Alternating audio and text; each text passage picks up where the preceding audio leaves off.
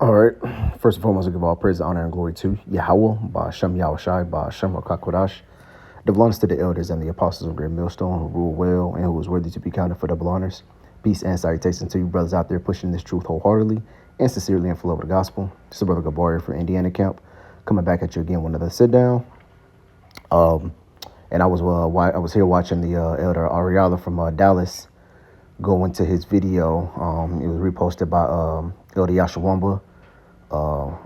If you want to subscribe to Elder Ariala's channel, it's going to be Remnant Saved 144 Ba.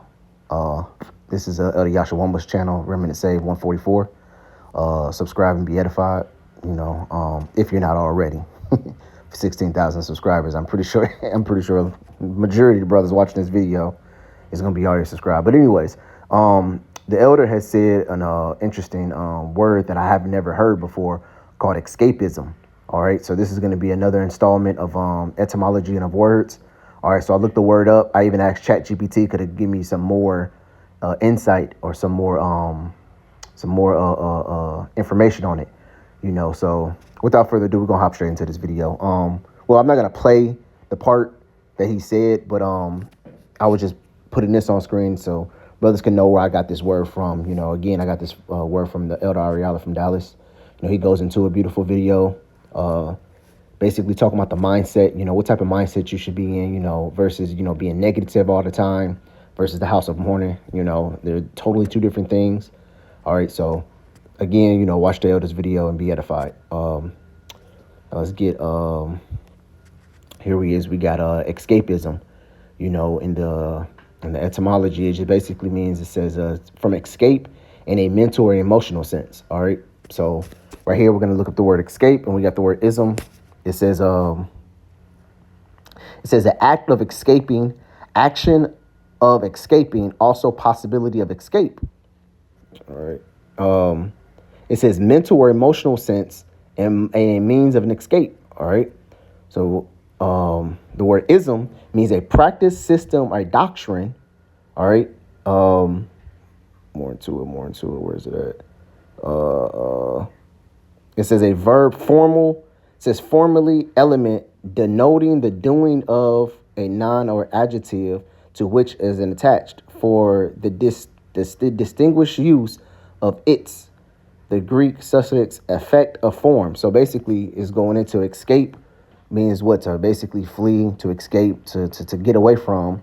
And the word ism goes into the word a practice, doctrine, or a system, And then we also know the word escape can be mentally or emotionally. So in a broader aspect, it's like you're almost escaping something. You're escaping something for the comfort. All right. And if you watch the Elder's video, he was saying that a lot of Jakes escapes the reality of this world for certain distractions, whether it's drugs, whether it's consuming something unhealthy, Now, I'm not saying escapism in a whole, in a grand scheme of things, is bad or negative. But when you try to escape every little thing about every aspect of your life, where every single little thing you're trying to do is pleasurable or trying to relieve the stress that you have to go through, then yeah, I mean, the world even says everything, too much of anything is unhealthy for you, So if if you wake up trying to please yourself or try to escape reality all the way until you go to sleep, then listen, that's unhealthy. You see, you're in a cycle of an escapism, which means your life is so stressed. You're going through so much that you need some type of outlet. Like the elder said in the video, he said, you just need something to make you feel good, ChatGPT and see what, ChatGPT said. It says escapism. It says is when one who tries to avoid or escape unpleasurable realities like stress, problems, or boredom. It says by distracting themselves with activities, entertainment, or daydreaming. It says it can take many forms. Healthy forms is reading a book, which reading the scriptures, playing games, watching movies, exercising, and creating hobbies. See, all these are ChatGPT claims as healthy, But even in those, if you overly excess in those things, then guess what? It can be a form of unhealthiness. You see, playing a game is cool. if you moderate it and you do it as it is a hobby. But if you wake up, hop on the game, and all the way to sundown, you find yourself playing the game so much, and it's affecting your work life, or it's affecting your life in a negative way, then guess what? It might be a time to fast from it, or it might be a time to put it down. You see? And listen, this is coming from a gamer. Brothers, believe me, brothers who know me, I game.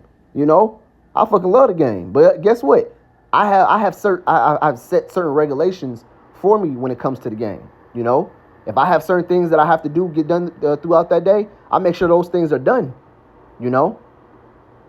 Or on the Sabbath. The Sabbath, I don't play the game at all.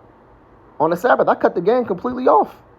And then there's times that that's outside the Sabbath that I want to play the game, but you're like, what? Nah, I'm gonna leave it alone for a minute. Or what? Watching movies. Hey, listen, watching movies is cool. But it depends on what type of movies are you watching. Are you watching all folly, comedy, action, drama movies all day? Or are you actually watching some edifying movies? But even edifying movies can be harmful if you watch too many. Because guess what? Your brain can become over exerted. The scriptures even talks about that. It says what? Much study makes weariness of the flesh. Hold on.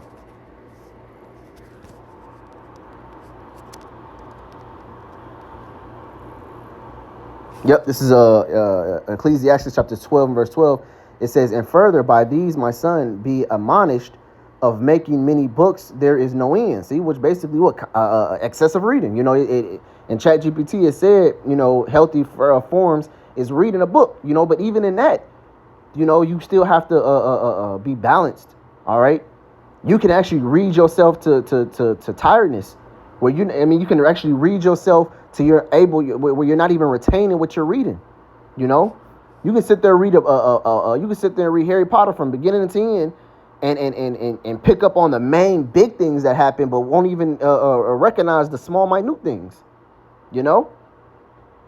So it says, and much study is weariness of the flesh. See, so it even takes a balance in doing the so-called healthy things. Read and study, and those are beautiful aspects. But you have to use them in their proper use.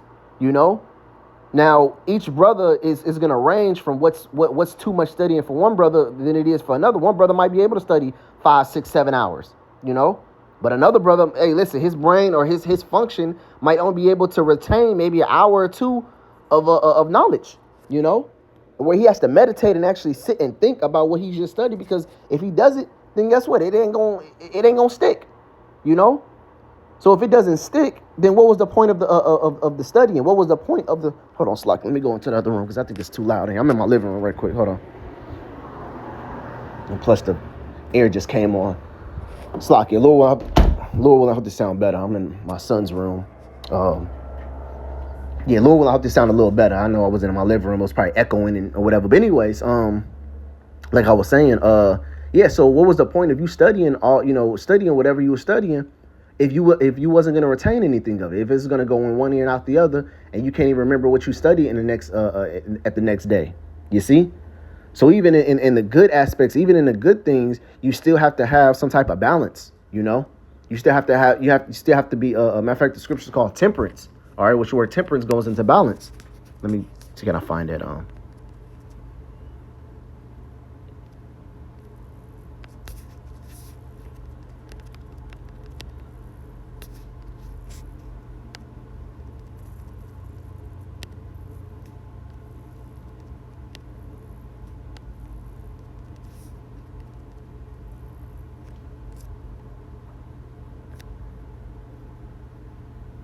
Here it is, This is 1 Corinthians chapter 9, verse 25. It says, and every man that striveth for the mastery is temperate in all things. This is what the word temperate means. It means to be self-controlled. See, if you're overexerting anything, that means you don't have control over yourself. You have to know yourself enough to, like, I had enough. This is cool. Matter of fact, even in eating, in certain aspects, it's actually good for you not to actually eat to yourself full. That's having self-control. You not eating, if you're eating a large amount of food or you're eating large quantities of food until you get full. In some aspect, that's not actually good.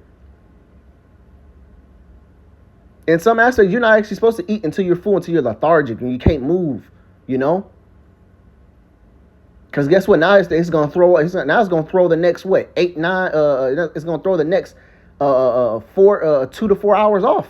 Because now you got to sit there and digest that food. You know, that's another reason why you're not supposed to eat right before you go to sleep. Because now your organs has to go into, work mode and to digest the food and distribute the vitamins and minerals to each organ and make sure this person gets that and that. Where if you eat maybe prior 3 to 4 hours before going to sleep, one, you're satisfied.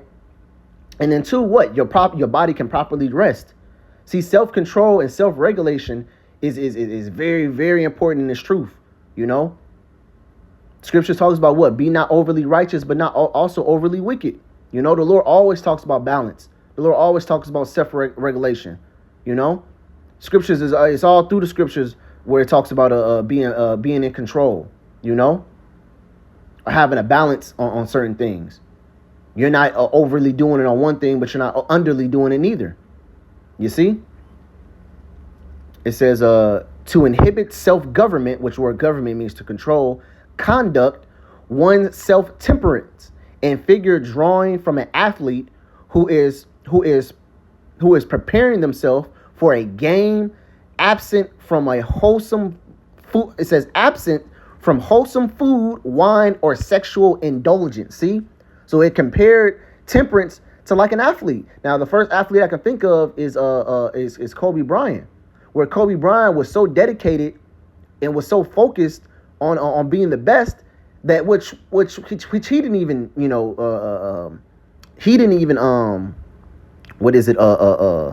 show forth temperance and balance, because what, he was too much into the game, where he was so much into the game where his wife was actually thinking about leaving him because he wasn't spending enough time with her and stuff. Now, I'm not saying that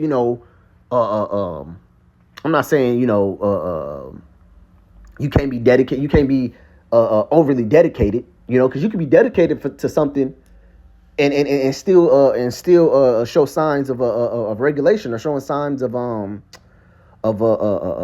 control, look at us, man. Each single one of us brothers is dedicated to the truth, but guess what? We show enough time. We distribute our time, accordingly. Some to the Lord, some to our woman if we have it, some to our children if we have it. We give some to our job. We even give some to ourselves, where we actually might sit back and relax. Take that sip of wine and just kick our feet up. Watch a funny movie, or watch your favorite game on or watch your favorite fight, or whatever is relaxing into you. See. But the Lord is okay with that. He just wants you to distribute your time accordingly. Give each single little one thing that's priority its time. You do your videos, you pray, you watch the elders and apostle videos and the bishops videos. You read, then you go in. You might give your wife a date, well, one time out the week or twice out of the week, or or whatever.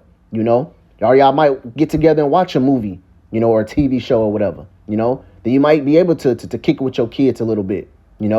Watch a movie with them, play with them, hang out with them a little bit. Then you might get a little time to yourself. But what the importance of all that is what? You're self-regulating. You're being balanced and all of that. You're not overly indulged in one thing. You're not hanging out with your woman 24/7. You wake up, you call her, "What's up, babe? Let's go this, let's do this." And then she don't see you until it's time to go to bed. Y'all eye to eye every single time it's time to go to sleep. Or you fucking hop on the game and it's sun up. You hop on the game and you playing all the way until it's time for you to go to bed. Or you playing all the way until late in the afternoon when the day is already gone, Or shit, you wake up and you already got a bottle in your hand, That's what the scriptures teaches against, being overly indulgent. Or it goes back to the word I was looking up. What? Escapism. Matter of fact, let's finish that. It says unhealthy forms is excessive substance use, avoiding responsibilities, like I said. It says living entirely in a fantasy. See, the one thing I think about that is gaming. Living entirely in fantasy. See, the game is cool. The game it's okay. It's a good distraction. If it's something that you do. But ultimately, that game is it's not bringing you nothing beneficial besides entertainment. You know, it's pure entertainment. It puts your brain into a certain state of oh, I got to beat this next level, or I got to, I got to beat the boss, or, or you get on to have, a couple laughs or a couple, but it's complete fantasy. As soon as you turn the game off, then guess what? You're back to reality. You didn't gain nothing from what the game experienced you besides pure entertainment. You see? It says, or withdrawing from reality's real life relationships. Yeah, man, you tend to find out you're being more, which there's nothing wrong with, being in the house, because I'm more so in the house just because I don't like to really go out and do stuff. If I go, I'll go out if I have to, as far as like buying certain things, but just to go out, just to be outside, that's not my spirit. I'm not really a go out person. I kind of like to literally kick it in the crib. But from an unhealthy aspect is what your certain relationships that you have with certain people seems to dwindle because what you're trying to escape everything. It says the key difference is balance. Like I said, man, it says a little escapism can give your mind a break and boost creativity. See, there's nothing wrong with it when you execute it with balance. You see, but too much can make it hard to deal with real life challenges. And this world is going to get hit with a dose of reality. Whatever your escapism is, whatever you use to withdraw yourself from this world, guess what? Listen, the Lord's coming to cut all that off. Where now you have to deal with the harsh realities of this world and the things that's coming and the things that's coming. You see what the scripture says in the book of Isaiah? It says what? They shall not drink wine with a song. In fact, let me grab that right quick.